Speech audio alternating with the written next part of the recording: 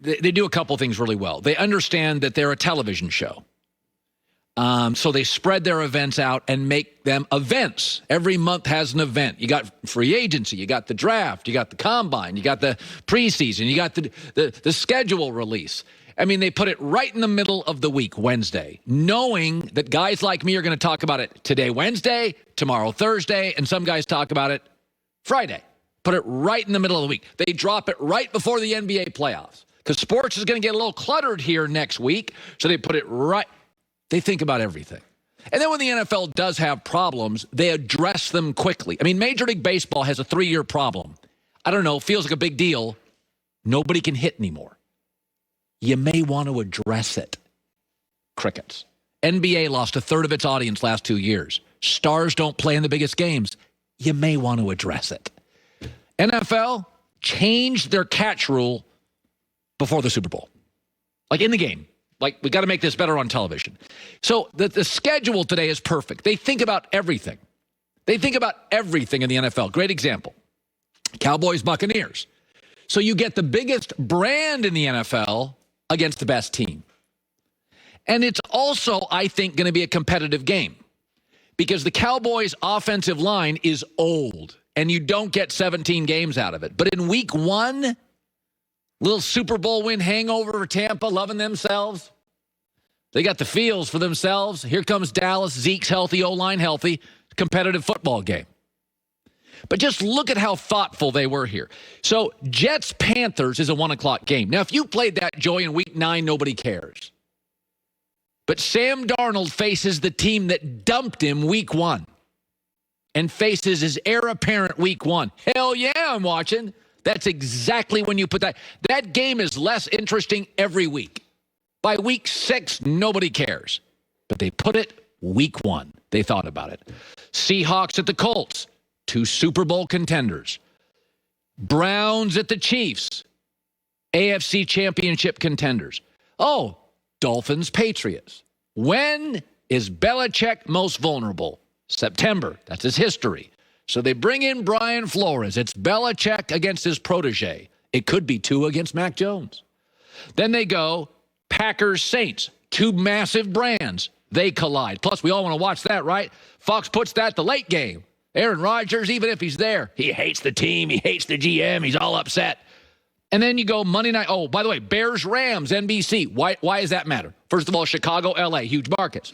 But why it matters is because Matt Stafford and Sean McVay, there is a feeling in Vegas and the betting community, Stafford's going to have a massive year.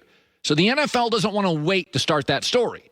The NFL week 1, they're going to put at night on NBC. They're going to put Matt Stafford and McVay. Week 1, Sean McVay has been a great September coach. A bunch of new tricks like Andy Reid in the offseason. He's a very good play designer. Suddenly you got Stafford with a big win. Stafford with a lot of points. It's not going to be cruddy weather.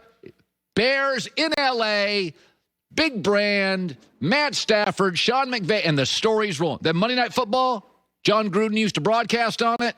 John Gruden and the Raiders host the Ravens. By the way, if the Raiders were at Baltimore, it could be a blowout. But in Vegas, so you're going to get the Cowboys against the Super Bowl champs, Vegas, Los Angeles. Here's the other thing. Here's how smart they are. This is a true story. What I'm about to tell you is a true story. And this is where the NFL works very well with their TV partners. So the 4 o'clock window, 4:25 on Fox, they have the Broncos game against the Giants and the Packers game.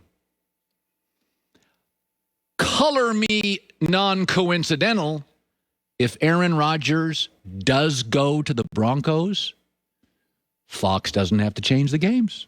Fox has them both. So if Aaron goes, I'm going to Denver, get me out of here, Fox has both the Green Bay game and the Denver game. They cover themselves. That is thoughtful. That is smart. Years ago, not many years ago, 2 or 3 years ago, I'm not going to say the network, but one of the networks literally had to call Major League Baseball about their schedule. I'm not going to tell you who. I'm not going to tell you the network, Fox. We had to call Major League Baseball and say, can we help you with your schedule? Why are you putting all these like Cub, Cardinal, Dodger, Giant games in the week? Why don't you put your biggest rivalries on the weekend? The TV network had to go to the sport and tell them how to schedule. In the NFL knows how to schedule, but they work with their television partners. I would guess putting a Bronco-Packer game back-to-back same time slot is protection hedging your bet if Aaron goes to Denver. I don't think it's a coincidence. Maybe it is. But nobody wants, in the media, loves to give the NFL credit because the NFL doesn't need the media and the media wants to be needed, and they don't need you. They don't need me. They don't need anybody. But they are so much smarter and better run just with their schedule. They thought of everything. To put Darnold against the Jets in week 1 is brilliant. That game is useless potentially by week 6 when the Jets are 1-5. It means nothing. But in week 1, a little revenge game for Sam Darnold at home against the team that dumped him. I'm watching. Really smart. All right. One team got a terrible break. I'll get to that later. But let's start with this. So the Lakers-Knicks played last night. It was actually it was a really entertaining game. I've watched a couple back-to-back Knicks games. They're feisty and fun. And it was a big, meaningful win for the Lakers because New York's a real team. And they won it in overtime. LeBron didn't play. Dennis Schroeder didn't play. Alex Caruso got hurt very early. AD was not 100%. And they beat a feisty New York Knicks team. It was also a game that highlighted the problem with the New York Knicks. The New York Knicks, it's a baby step league. You don't go from the Knicks crappy to winning the title. Same with the Phoenix Suns this year. This game really highlighted the New York Knicks. They just don't have enough juice. You play hard in the NBA. It's a classic Tom Thibodeau team. He grinds his players. The practices are longer. They play more minutes. They play harder. That wins you 45, 50 games in the regular season. But teams are exhausted by the postseason, and his teams lack juice and energy in the postseason. And if you looked at the Knicks last night, this is what is going to be their problem in the playoffs. Derrick Rose, old rickety Derrick Rose, is often their leading or second leading scorer. So it was like Julius Randle, Derrick Rose, and the rest of the team shot 13 of 38. Meanwhile, the Lakers are built for the playoffs. And a prime example is, A, we know they have experience in the playoffs. B, they have a coach who's experienced in the playoffs. But if you look at the box score, you had Anthony Davis dropping 20. Andre Drummond dropped 16. Kyle Kuzma gave you 23. Horton Tucker gave you 13. And LeBron and Schroeder didn't play. So you'd had 2 more guys in double figures. With the Knicks, Julius Randle 31, Derrick Rose 27, and a bunch of guys with 2 and 4.